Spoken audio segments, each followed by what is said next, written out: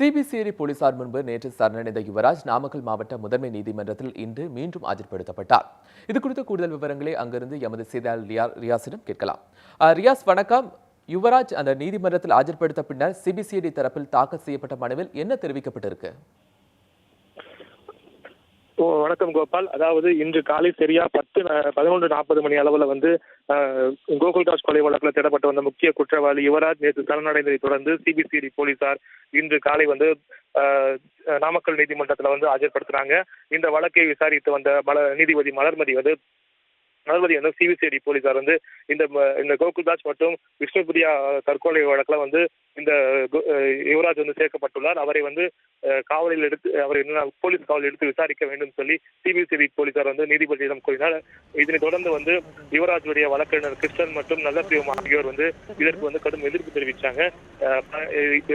யுவராஜ் குற்றமற்றவர், இவரை சிபிசிஐடி போலீசார் விசாரிக்க கூடாது, காவலில் எடுத்து விசாரிக்க அனுமதி தரக்கூடாதுன்னு சொல்லி கேட்டாங்க. இதைத் தொடர்ந்து நீதிபதியிடம் 15 நாள் அவகாசம் 15 நாள் காவலில் எடுத்து விசாரிக்க சிபிசிஐடி கோரினாங்க. இதற்கு நீதிபதி 1 மணி நேரம் அல்லது 1 மணிக்கு பிறகு இது குறித்து ஆலோசனை நடத்த பிறகு அறிவிக்கப்படும் சொல்லி நீதிபதி மலர்மதி தெரிவிச்சாங்க. கோபால், சிபிசிஐடி மனுவுக்கு இந்த யுவராஜ் தரப்பினர் எதிர்ப்பு தெரிவிப்பதற்கான காரணம் என்ன ரியாஸ்?